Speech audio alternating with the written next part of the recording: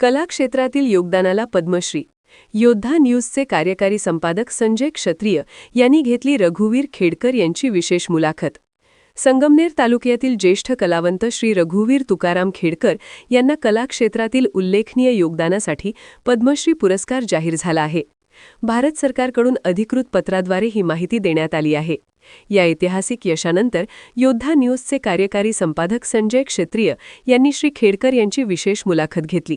तुम्हाला पद्मश्री भेटल्याबद्दल तुमचं अभिनंदन. धन्यवाद. सर्वात महत्त्वाचं तुम्ही संगमनेरचे आहात. आपल्या गावाचं नाव तुम्ही अख्ख्या देशभर गाजवलं त्याबद्दल सुद्धा अभिनंदन. त्याचबरोबर तुम्ही आमच्या सौशिरी संगमनेर या ग्रुपचं सदस्य आहात. हो, त्याबद्दल मी तुमचं अभिनंदन.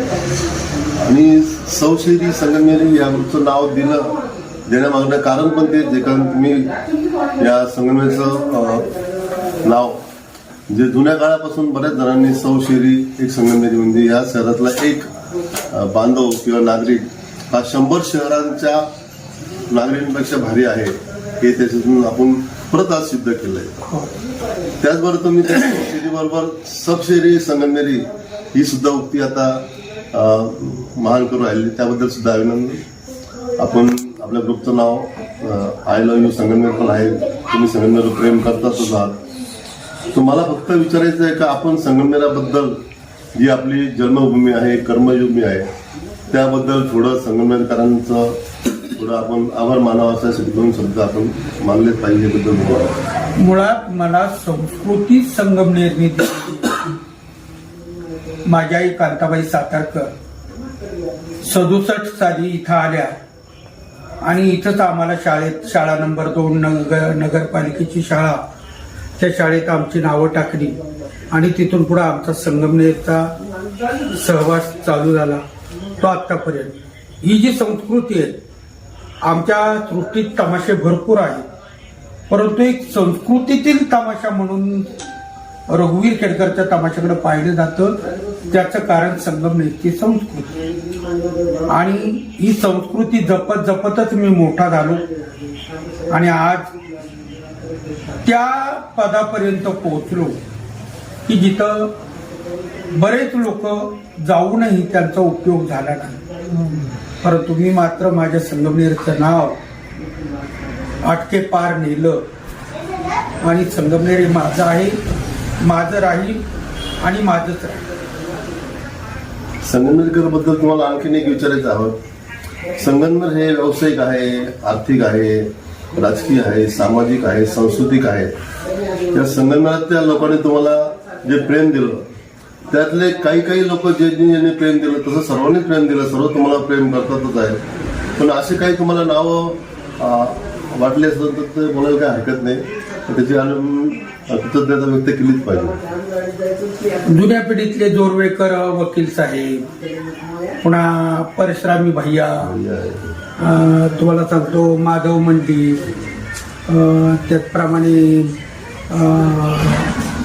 आपले ढोले, लालूभाऊ घोडेकर, दिंडेबाई, पुन्हा देवकर साहेब, आनाप साहेब, बरेच जुनी मंडळी, जगदीशमुख, राजकीय क्षेत्रातले पण हो भरपूर जण. त्यावेळेचे मोहिते पाटील म्हणून एक सदग्रस्त होते, पुढारी होते. हो, ते ही जी मंडळी आहे ही सर्व मंडळी आमच्यावर प्रेम करणार. त्यामुळे कुणाला नावं ठेवण्यासारखं आमच्याशी कुणी वागलंच नाही. आता जवळजवळ संगमनेरमध्ये मी 65 वर्षाचा आहे, तर संगमनेरमध्येच माझी 60 वर्ष. तर 60 वर्षाच्या कारकिर्दीत माझ्या लहानपणी मला कुठल्या मित्रांनी शिवी दिल्याचं मला म्हणजे आठवत नाही, कारण मीच कुणाला शिव्या देत लहानपणी. मुलं खेळकर असतात आणि त्या काळात शिव्या देतात. आईची शिकवणच अशी होती. आमची आई फार कडक होती, कांताबाई सातारकर, फार म्हणजे फारच कडक. घरातही तेवढी शिस्तबाद, बाहेरही तेवढी शिस्तबाद, रंगमंचावरही तेवढी शिस्तबाद.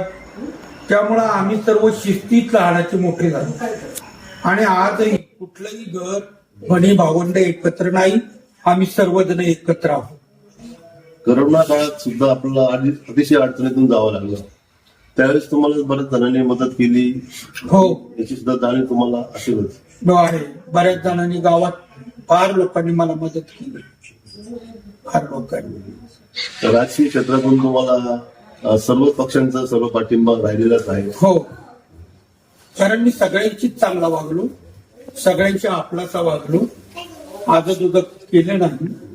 आणि मुळात म्हणजे राजकारणात पडण्यासारखं आमच्याजवळ वेळही नव्हता.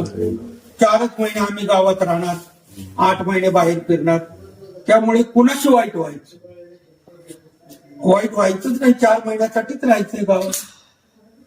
ते इकडं सांस्कृतिक आहे, एक आनंदी आहे. गावातलं सर्व वातावरण अतिशय सर्वांना एकमेकांनी सर्व पक्ष असतील सर्व समाज एकत्र राहतात. आपल्या प्रवरमायचं जे पाणी आहे त्या पाण्याने आपल्या सर्वांना गोडवा शिकवलाय आणि यातून बऱ्याच कला उत्पन्न झाल्या. त्या आपण जर रंगमंचावर इथे आलात, रंगमंचाबद्दल 2 शब्द आपण बोलावे. अनंत फंदी खुले नाट्यगृह, मुळात पहिला तमासगीर आनंद फंदी येस. आपल्या महाराष्ट्रातील.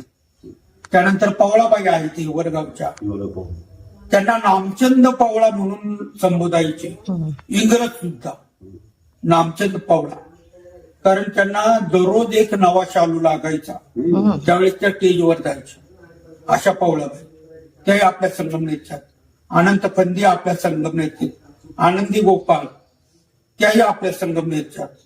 म्हणजे ही संगमनेरची परंपरा फार मोठी आहे. कांताबाई संगमनेरच्या, गुलाबबाई संगमनेरच्या, रघुवीर केळकर संगमनेरच्या. ही किती मोठी परंपरा आहे. म्हणजे आपण सौशेरी या संगमनेरी या उक्तीला आपण सगळे म्हणजे आहोतच त्या पद्धतीचं. आजही माझ्या तमाशा पाहायला महिलांची गर्दी असते.